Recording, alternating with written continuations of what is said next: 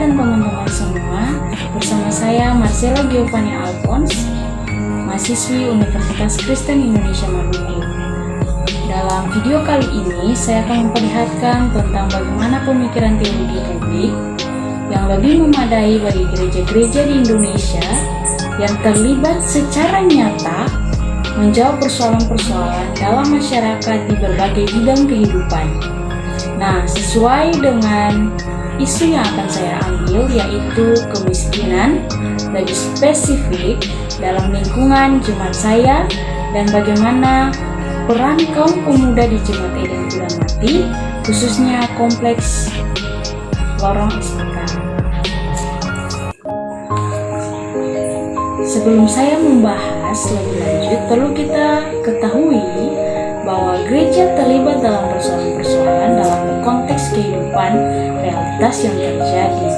Nah, berbicara mengenai konteks, tentu ada sekian banyak realitas dan dihubungkan dengan apa yang disebut dengan konteks dalam berteologi.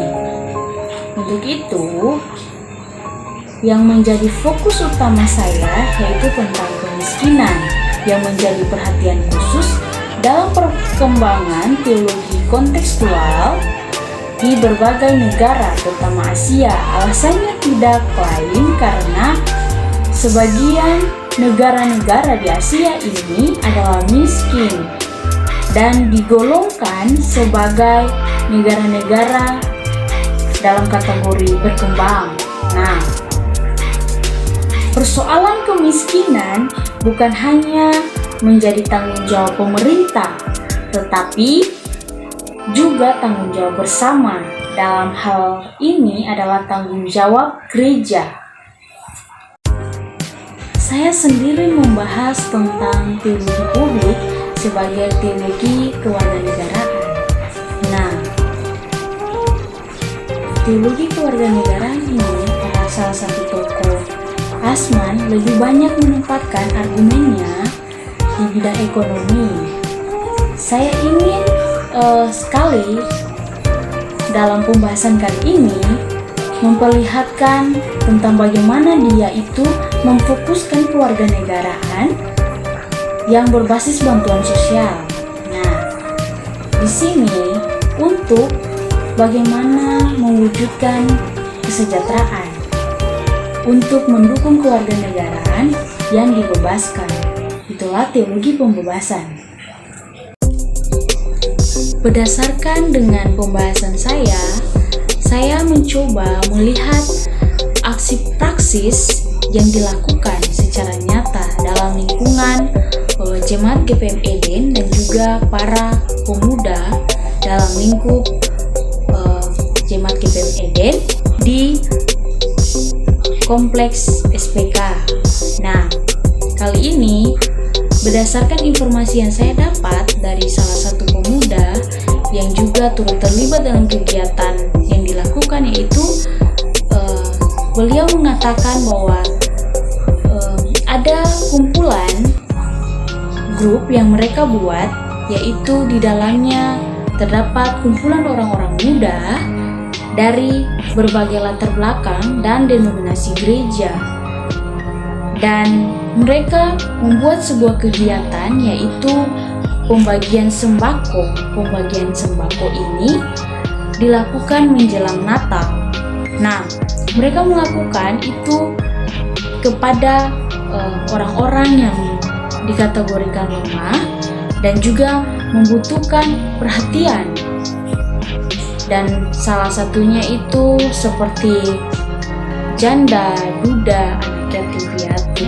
Nah, di sini tujuan dari kegiatan yang mereka buat itu yaitu bagaimana memberikan berkat bagi banyak orang, khususnya janda dan duda yang memang jadi target dari kegiatan mereka.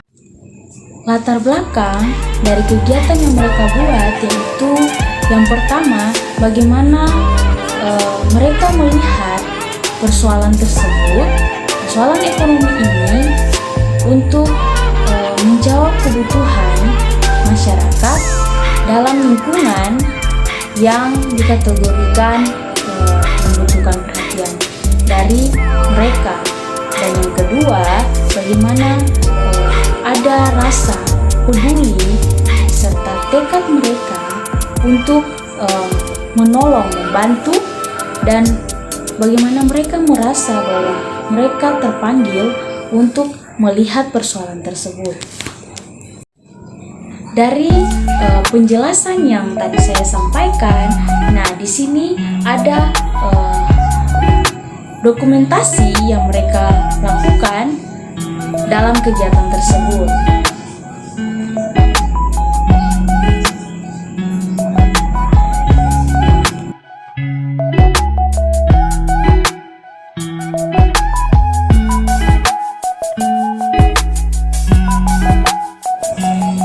Bukan hanya memberikan sembako saja, gereja memberikan itu, tetapi ada juga salah satu kegiatan yang dilakukan gereja, yaitu memberikan beasiswa bagi anak-anak yatim piatu atau anak-anak yang memiliki prestasi, sehingga itu adalah merupakan wujud nyata aksi praksis yang dilakukan gereja untuk melihat mereka-mereka yang menjadi keprihatinan bersama untuk memberikan kesejahteraan.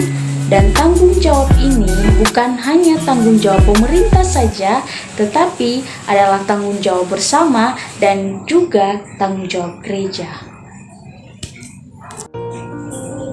Dari penjelasan yang sudah saya sampaikan dan aksi praksis yang telah saya tunjukkan, di sini saya akan menarik kesimpulan.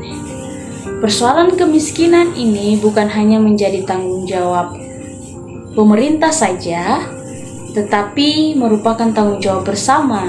Dalam hal ini tanggung jawab gereja, di mana di dalam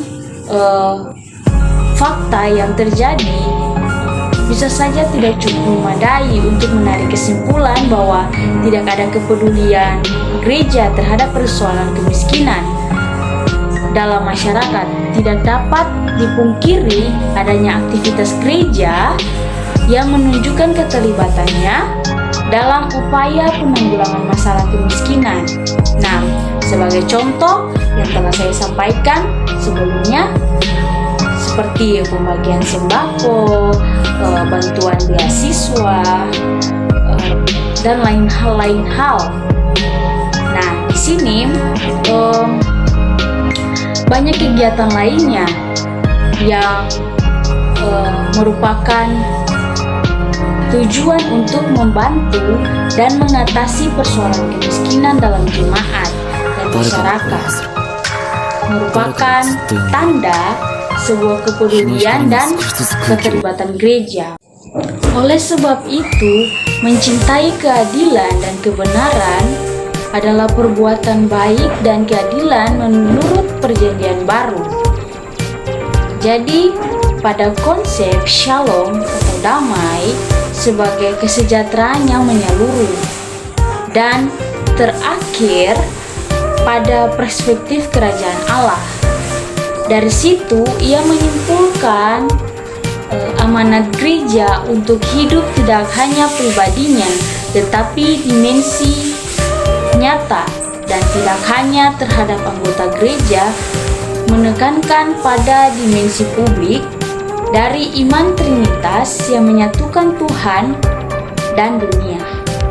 Keyakinan berkewarganegaraan ini diorientasikan oleh 3 dimensi: iman sebagai pengakuan mengenal Tuhan, sebagai kepercayaan mencintai Tuhan, dan sebagai tindakan melayani Tuhan. Sekian dari pembahasan saya. Mohon maaf jika ada kesalahan atau kekeliruan.